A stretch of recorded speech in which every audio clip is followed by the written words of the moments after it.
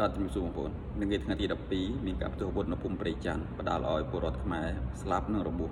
ដោយសារការបើការបញ្ហាពីសំណាក់យោធាថៃមកលើពលរដ្ឋខ្មែរបងប្អូនបញ្ហានេះប្រសិនបើរបបក្រុងភ្នំពេញមិនប្តឹងទៅតុលាការអន្តរជាតិ ICJ ទេបញ្ហាសង្គ្រាមរ៉ាំរ៉ៃនេះនឹងបន្តយូរអង្វែងទៅទៀតហើយយើងក៏មិនដឹងដូចគ្នាតើហេតុអីបានជារបបក្រុងភ្នំពេញមិនព្រមប្តឹងករណីនេះទៅកាន់តុលាការអន្តរជាតិព្រោះយើងតាំងពីដើមមកដល់បច្ចុប្បន្ននេះយើងមើលអត់ទាន់ឃើញសញ្ញាណាមួយដែលបញ្ជាក់ថារបបក្រុងភ្នំពេញមានចន្ទៈក្នុងការប្តឹងទេអ្វីដែលយើងចង់បាននោះគឺចង់បានការប្តឹងទៅអន្តរជាតិដើម្បីបញ្ចប់ចំនួននេះមិនឲ្យពលរដ្ឋនិយាយរួមទៅគឺពលរដ្ឋទាំងសងខាងដែលរងទុក្ខព្រោះនៅពេលដែលផ្ទុះសង្គ្រាមមិនមែនតែពលរដ្ឋខ្មែរយើងហើយក៏មិនមែនតែពលរដ្ឋថៃដែរគឺទាំងអស់ទាំងសងខាងខាតពេលវេលាគាត់ថា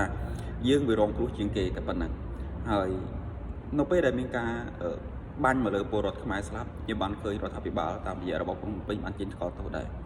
ការថ្កោលទោសនោះវាថ្កោលទោសហើយក៏ប៉ុន្តែអ្វីដែលយើងចង់បញ្ចប់គឺចង់បញ្ចប់សង្គ្រាមចង់បញ្ចប់ចំនួនដោយលើកបញ្ហាទាំងនេះទៅកាន់តុលាការអន្តរជាតិដើម្បីគេដោះស្រាយយើងមើលឃើញនៅក្នុងកិច្ចព្រមព្រៀងបានន័យថាសេចក្តីថ្លែងការណ៍រួមមួយនៅកាលពីថ្ងៃទី26នៅកូឡាឡាំពួរម៉ាឡេស៊ី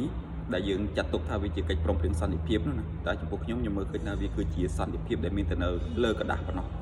ដូច្នេះបើសិនបើករណីនេះមិននាំឡើងទៅកាន់តុលាការអន្តរជាតិទេចំនួននេះគឺនឹងបន្តរ៉ាំរ៉ៃអាចនឹងដល់ឆ្នាំក៏ថាបានដែរហើយយើងនឹងសម្ដែងការសោកស្ដាយចំពោះពលរដ្ឋខ្មែរយើងដែលបានបាត់បង់ជីវិតនៅក្នុងហេតុការណ៍ផ្ទុះអាវុធនេះ